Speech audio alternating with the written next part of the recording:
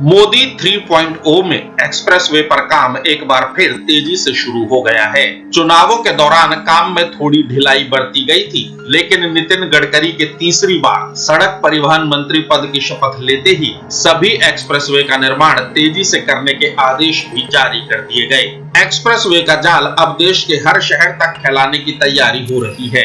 अब देश का कोई हिस्सा ऐसा नहीं बचेगा जो एक्सप्रेसवे से कनेक्ट ना हो। बहुत जल्द पूरे देश में एक्सप्रेसवे का ऐसा जाल होगा जिससे कश्मीर से कन्याकुमारी तक पूरा भारत तेज रफ्तार से जुड़ जाएगा।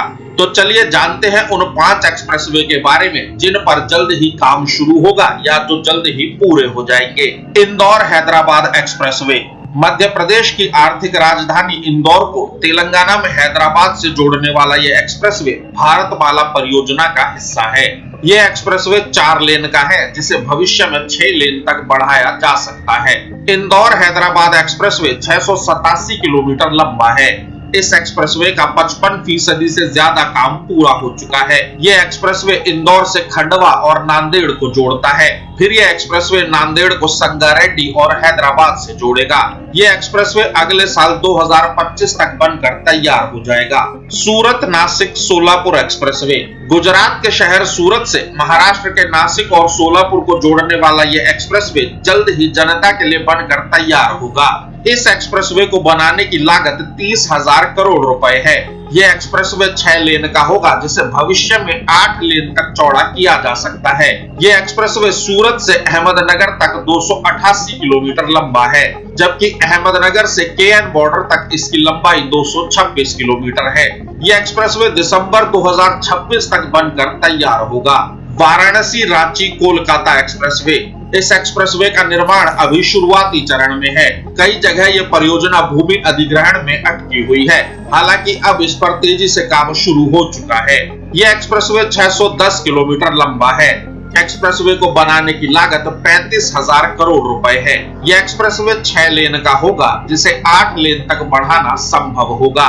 वाराणसी रांची कोलकाता एक्सप्रेसवे उत्तर प्रदेश को बिहार, झारखंड और पश्चिम बंगाल से जोड़ेगा। इस एक्सप्रेसवे के बनने से माल ढुलाई आसान होगी। एक्सप्रेसवे पर कैमूर जिले में 5 किलोमीटर लंबी सुरंग भी बनाई जाएगी। ये एक्सप्रेसवे 2027 तक बनने की उम्मीद है। दिल्ली अमृतसर कटरा एक्सप्रेसवे। ये एक्सप्रेसवे बेहद अहम है। इस एक्सप्रेसवे के निर्माण के बाद दिल्ली से माता वैष्णो देवी कटरा तक पहुंचना बेहद आसान हो जाएगा। हालांकि यह एक्सप्रेसवे सामरिक दृष्टि से भी अहम है, क्योंकि यह दिल्ली को पंजाब में अटारी बॉर्डर और कश्मीर तक जोड़ेगा। दिल्ली अमृतसर कटरा एक्सप्रेसवे 650 किलोमीटर लंबा है। इसे बनाने में 25,000 करोड़ का खर्च आ रहा है। 4 लेन के एक्सप्रेसवे को भविष्य में 6 लेन तक बढ़ाना संभव होगा।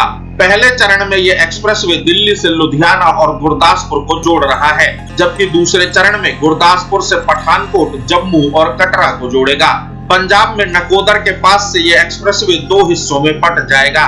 एक हिस्सा अमृतसर तक जाएगा और दूसरा हिस्सा कटरा को जोड़ेगा। यह एक्सप्रेसवे 2025 तक बनकर तैयार हो जाएगा।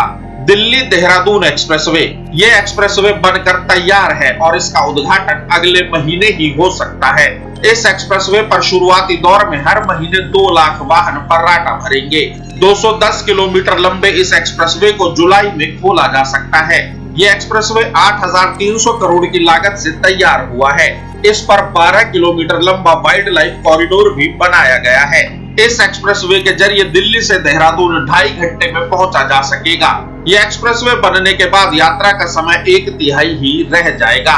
साथ ही पूर्वी दिल्ली के बड़े इलाके को जाम से भी राहत मिलेगी। दिल्ली मुंबई एक्सप्रेसवे। यह एक्सप्रेसवे भारत का सबसे लंबा एक्सप्रेसवे है और सबसे ज्यादा इसी एक्सप्रेसवे का इंतजार भी है।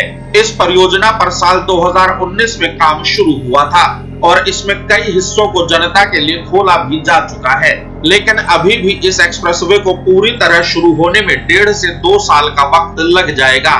अभी कोटा में टनल का काम अधूरा है। वडोदरा दाहोद के बीच एक्सप्रेसवे अभी अधूरा है।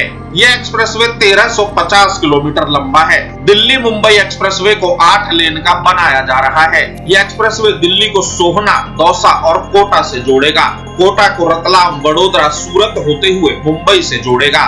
यह एक्सप्रेसवे बनने के बाद मुंबई पोर्ट तक सामान ले जाना आसान हो जाएगा। एक्सप्रेसवे के दिल्ली दौसा सेक्शन पर गाड़ियां लंबे वक्त से दौड़ भी रही हैं।